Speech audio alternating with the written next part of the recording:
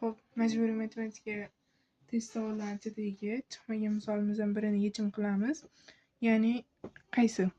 Aytyapti, shartida kubning hajmi 27 metr kubga teng bo'lsa, uning to'la sirtini yuzini toping deyapti. To'la sirtini yuzini toping deyapti. O'zi hajm formulasini hamma biladi. V teng A kub degan hajm formula bor. Xo'p, endi shunda A kub teng 27 ga tenglaymiz hajmi degan. A teng bunda 3 degan javob kelib chiqadi. Demak, hamma tomoni 3 dan ekan. 3. Hamma tomoni. Endi aytyapti, uning to'la sirtini yuzini toping deyapti. Hajmda aytganman, nechta yon-yoq bor edi?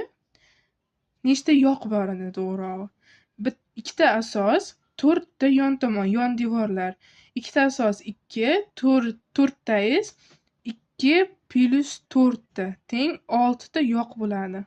Demak, 6 ta yoqda, mana qarang, 6 ta kvadratcha bor degan hammasida. Shundan ham bilsangiz bo'ladi. Endi sizdan to'la sirtini yuzini toping degan. Shu to'la sirti nima degani? Shu qoplab turgan, mana shu kubni qoplab turgan shakllarni yuzini yig'indisini topib qo'yasiz. Endi bunda eng oson yo'li qarang. Hozir 6 ta yoq chiqdimi? O'sha 6 ta yoqda bittasini yuzasini topsam, s teng kvadrat yuzasi a kvadrat topsak 9 degan javob kelib chiqadi. Buni 3 ta kvadrati 9 metr kvadrat. Endi qarang, shu 9 metr kvadratdan bizda 6 ta bor yon devorlar va asos. Endi shu 9 tani 6 taga ko'paytirib qo'ysangiz 54 metr kvadrat kelib chiqadi. Bundan buni yozish shart emas. Xo'p, bu 54 s to'lani bildiradi. S to'la shu 6 ta a kvadratga teng. A kvadratimiz 9 edi, 6 kere 9 54 degan javob kelib chiqadi. S to'la shu. S to'lani eng oson usulini tushuntirdim, to'g'rimi?